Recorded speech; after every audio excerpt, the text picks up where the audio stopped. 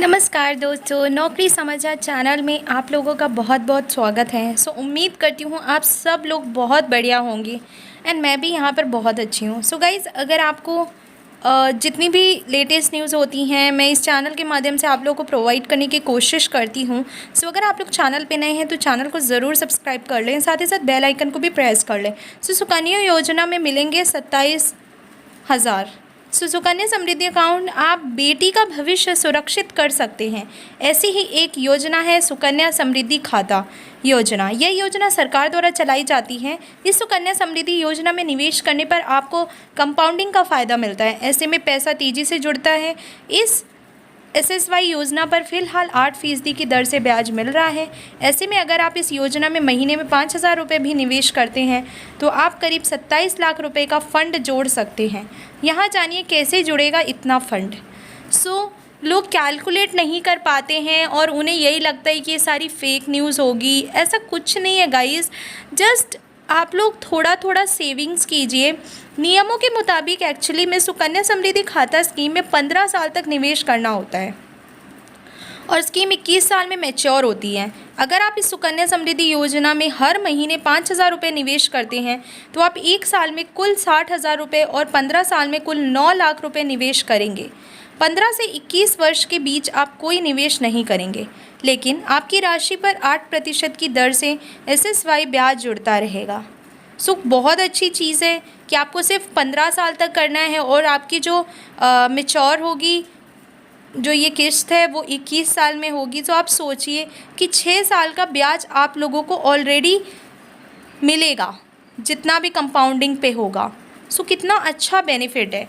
Sukanya Samriddhi account update 2023 की बात करें तो क्या चल रहा है, सिनारियो क्या है वो भी देख लेते हैं। सुकन्या समृद्धि खाता कैलकुलेटर के हिसाब से इसकी गणना करें तो 5,000 रुपये हर महीने की दर से 15 साल में 9 लाख रुपए निवेश करने पर आपको 17,97,246 रुपये ही ब्याज के रूप में मिलेंगे।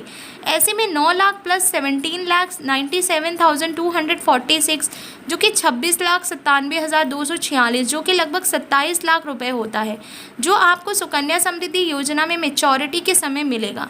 इस तरह आप अपनी बेटी के लिए आसानी से एक बड़ा फंड जोड़ सकते हैं, क्योंकि मैंने आज भी देखा है लोगों के घर में 2-2 3-3 लड़कियां होती है। लोग पहले इतना नहीं ध्यान देते हैं बट बाद में उनको ये चीज़ बहुत प्रेशराइज लगती है। और गाइज, आप सबको पता है कि इतना कोई भी एक साथ अमाउंट नहीं लेकर आ सकता है। अगर किसी की शादी हो गई बच्चे की या फिर लड़की की एजुकेशन हो गया, पॉसिबल ही नहीं होता है 27 लाख रुपए आपको इन हैंड मिलना। बट अगर आप एक्यूमुलेट कर रहे हो, आप सेविंग कर रहे हो मंथली, वो आपको लोगों के लिए प्रेशर भी नहीं होता है और सारी चीज़ें बहुत स्मूथली रन हो जाती हैं। सुकन्या समृद्धि योजना खाता ट्रांसफ़र करना चाहते हैं तो भी आप कर सकते हैं। हाल ही में सरकार ने सुकन्या समृद्धि योजना की दिलचस्पी भी बढ़ाई है।